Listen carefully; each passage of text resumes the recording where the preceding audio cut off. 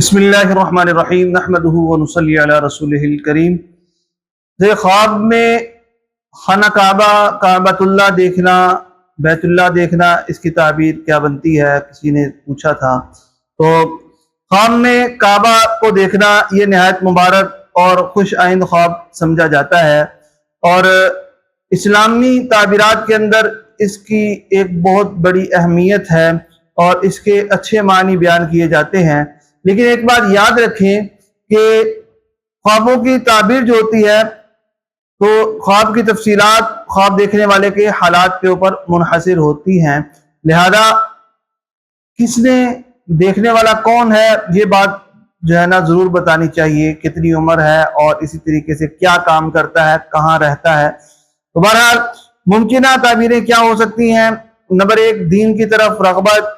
نیکی اور اللہ سے قربت، دعا کی قبولیت اور خیر اور برکت کی امید، عزت، امن اور قلبی سکون کا حصول، اسی طریقے سے حج یا عمرہ کی سعادت اگر اللہ نے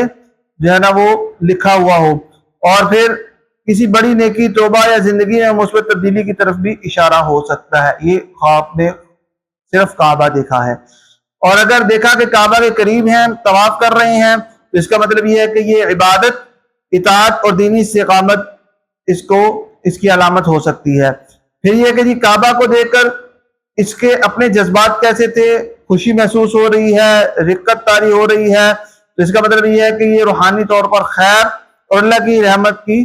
امید سے جو ہے نا یہ خواب اس کی نشانی ہے۔ اور پھر اگر کعبہ کے اندر داخل ہو رہے ہیں تو اس کا مطلب کیا ہے کہ جی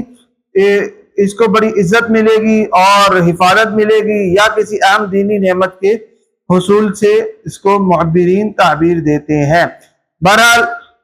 خوابوں کی جو تعبیر ہوتی ہے یہ حتمی نہیں ہوتی، قطعی نہیں ہوتی، اس کے لیے جو ہے نا یہ ممکنہ کچھ تعبیرات ہوتی ہیں، لہذا ہم ہر ویڈیو کے اندر آپ کو بتا دیتے ہیں کہ اس کی ممکنہ یہ تعبیریں ہو سکتی ہیں، تو لہذا اس کو حتمی تعبیر نہ سمجھا جائے بلکہ ممکنہ تعبیر سمجھا جائے۔ نبی کریم صلی اللہ علیہ وسلم نے ارشاد فرمایا کہ اچھا خواب یہ اللہ کی طرف سے خوشخبری ہوتا ہے، جبکہ حتمی علم اللہ ہی کے پاس ہوتا ہے۔ تو اس لیے اگر کسی نے کوئی بھی خواب دیکھا ہو، مثلا یہی والا، تو اس میں یہ چاہیے کہ جی یہ بھی واضح کریں کہ صرف آپ نے کعبہ دیکھا یا طواف ہوتے بھی دیکھا، دور سے دیکھا یا قریب سے دیکھا، خواب میں آپ کے جذبات کیا تھے، دھڑکن تیز ہو رہی تھی، آنکھوں سے آنسو نکل رہے تھے یا کیا تھا، تو یہ اس طرح کی تفصیلات ہوتی ہیں، یہ بتانی ضروری ہوتی ہیں۔ تو امید کرتے ہیں کہ جی آپ کو آج کی ویڈیو پسند آئی ہوگی۔ اگلی ویڈیو تک کے لیے اجازت دیں، تب تک کے لیے السلام علیکم ورحمۃ اللہ وبرکاتہ۔